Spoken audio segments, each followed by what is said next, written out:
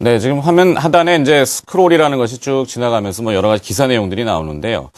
한국물 외평채 가상금리 석 달 새에 5배 폭등. 이건 좀 잘못된 기사 같습니다. 제가 좀 확인을 해보니까 지난해 말 24bp라고 하는데 이 외평채 가상금리라는 것은 미국의 T노트 10년물하고 우리나라의 외국한 평형채권하고의 그 수익률 격차입니다.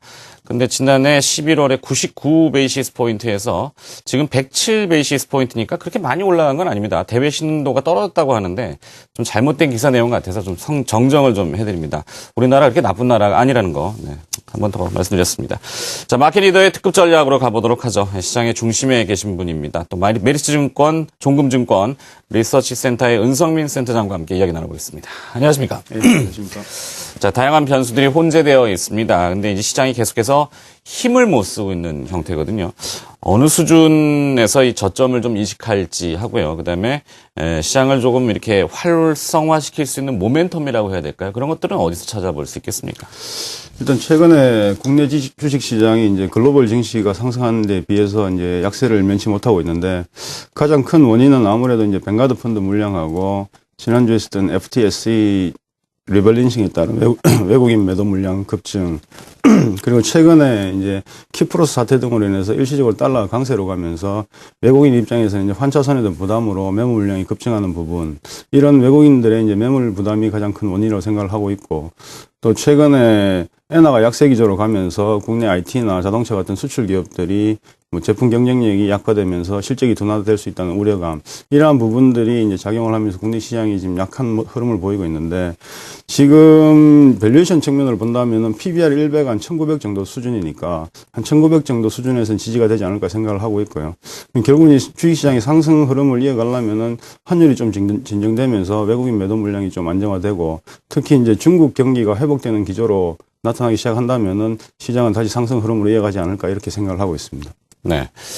자, 이 여러 가지 노출된 우리한테 영향을 주는 재료들, 악재라고 해야 될까요? 그럼 노출이 됐으니까 뭐 시장 가격에는 이미 거의 다 반영이 됐다고 보는데도 외국인 투자자들은 매도를 아직은 멈추지는 않고 있습니다. 네. 매력이 없어 보이는 걸까요? 이 센터장님 의견은 어떻습니까? 그렇지는 않다고 생각을 하고 있습니다. 국내 시장이 뭐 특별히 펀더멘탈이 약해서 아니면은 뭐 국내 기업들의 실적이 둔화될 가능성이 많기 때문에 그래서 뭐 외국인이 판다고 생각지는 않고요. 서두에도 말씀드렸지만은 지금 외국인의 매물 물량은 철저하게 이슈에 의해서 나오는 거라고 생각을 하고 있습니다. 특히 이제 뱅가드 물량이 6월 달까지 청산이 돼야 되기 때문에 지금 상황으로 보면 50% 이상은 진행이 된 상황이고 삼성전자 기준으로 봐서도 그렇고 그런 부분들이 해소가 된다면은 외국인은 재차 유입될 가능성이 높다고 생각을 하고 있고 특히 지금 키프로스 사태나 유럽 문제가 다시 이제 부각이 되면서 달러가 일시적으로 강세 흐름을 가고 있는데 지금 이제 원달러 기준으로 한 1120원 정도 수준이니까 오히려 지금 수준에서는 환차선보다는 워낙 강세 가능성이 높기 때문에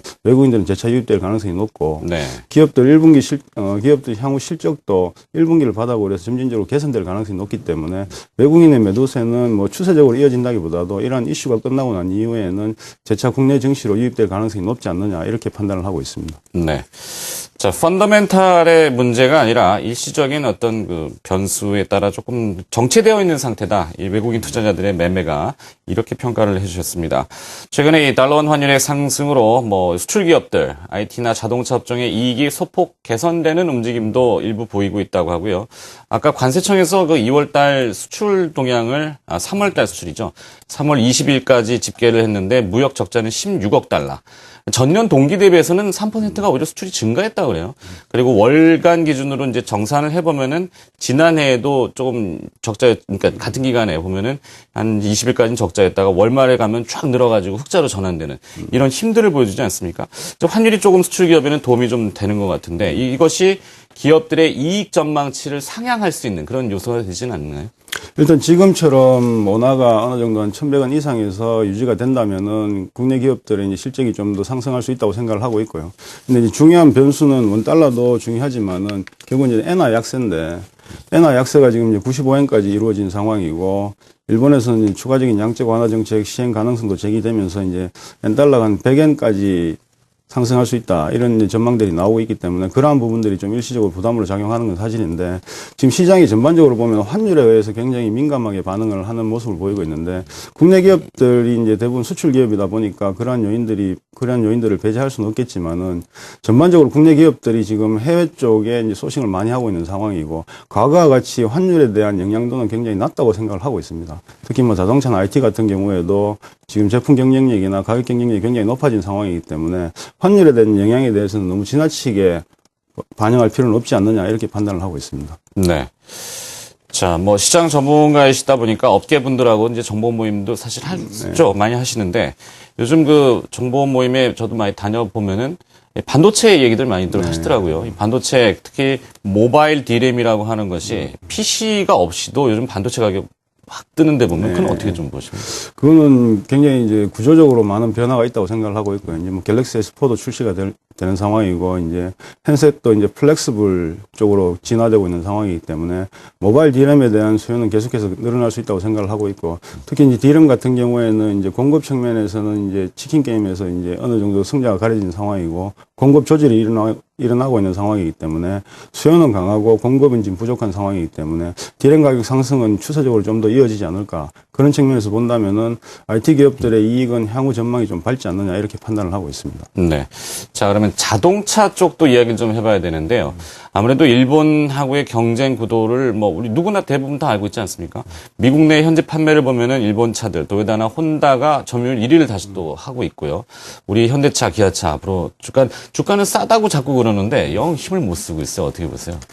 이게 일단 엔화가 약세가 되면서 이제 일본 자동차 업체들이 가격 경쟁력이 생긴 건 사실입니다. 그건 부인할 수 없는 사실이고 그렇지만은 이제 현대차나 기아차 놓고 보더라도 굉장히 이제 생산 현지화를 많이 시켰기 때문에 환율에 대한 영향도는 과거에 비해서는 굉장히 낮아졌다고 생각을 하고 있고 특히 지금 최근에 국내 자동차 업체들 보면은 대당 세전 이익이 굉장히 개선되고 있습니다. 그 말은 결국은 제품 경쟁력이 많이 생겼다는 측면이 있기 때문에 환율에 대한 영향을 부인할 수는 없겠지만은 그런 것보다는 제품 경쟁력이라든지 생산기지 현지화를 통해서 향후에 이익이 증가할 수 있는 그런 여건을 마련하는 상황이기 때문에 지금 환율 때문에 일시적으로 주가가 많이 하락한 상황이지만은 지금 밸류에이션을 보더라도 자동차 업종이 한 6배에서 7배 정도 수준이기 때문에 향후 이익의 증가 가능성이나 이런 걸 고려한다면은 지금 자동차주는 굉장히 매력적인 구간에 있지 않느냐. 주가는 추가적으로 상승할 가능성이 높다. 이렇게 판단을 하고 있습니다.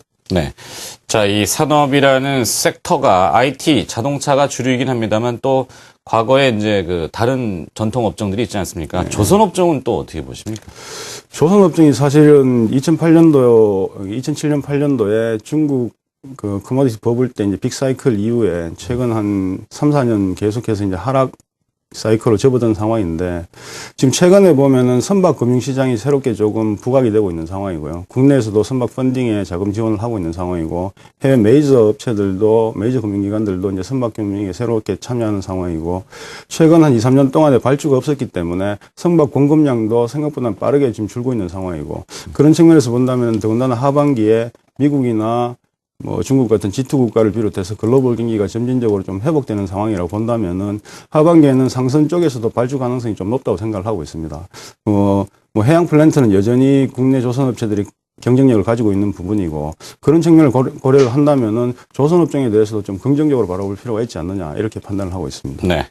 자, 오늘은 건설 관련 기업들, 건설주들이 조금 반등을 시도하고 있는데 이 용산 사태, 뭐 사태라고 하기는 좀 그렇습니다만 뭐 단군 이래의 최대 개발 규모, 단군을 거기다 감히 갖다 붙이시더라고요. 네, 그래서 이 건설 업종은 최근에 부동산 경기하고 접목시키면 또 앞으로 전망 어떻게 보십니까? 아무래도 이제 신정부가 출범된 이후에 이제 경기 부양 정책의 일환으로 이제 부동산 경기 활성화 대책을 이제 4월 중에는 내세울 거로 보고 있고요. 전반적으로 부동산 시장이 굉장히 침체되는 상황이기 때문에 부동산 활성화 대책이 이루어진다면은 뭐 용산개발권은 어떻게든 다시 타결을 볼 거라고 생각을 하고 있고 뭐 분양가 상한제 폐지라든지 DTI 규제 완화라든지 이런 식으로 이제 부동산 규제를 완화를 시킨다면은 국내 건설업체들이 뭐 수혜를 볼 수 있다고 생각을 하고 있고 그리고 국내 건설업체들이 주택시장뿐만 아니라 플랜터 쪽에서 강점을 가지고 있는 상황이기 때문에 부동산 경기 부양 정책에 대한 수혜를 가미한다면은 건설업종에 대해서도 좀 긍정적으로 볼 필요가 있지 않느냐 이렇게 판단을 하고 있습니다. 네. 자, 그리고 또 하나의 관심사는 금융 섹터라고도 볼 수 있는데요. 어제 뭐 전산 보안망이 해킹을 당해서 APT 방식이라는 용어가 등장했네요. 뭐 이 아파트인지는 잘 모르겠습니다만, 저 전산 전문가는 아닌데, 금융 섹터도 최근에 그 상당히 많은 부담감을 좀 안고 있고 해소를 털어내느냐의 여부인데, 부실 자산이라고 하는 무수익 채권이라고 해야 되나요? 무수익 여신 같은 경우, 특히 연체율이 올라가는 것을 정부가 이제 또 뭐 행복 기금을 조성해가지고 좀 덜어주겠다. 이게 금융 쪽에는 뭐 어떤 좀 벗어날 수 있는 하나의 추구가 좀 될 수 있을까요?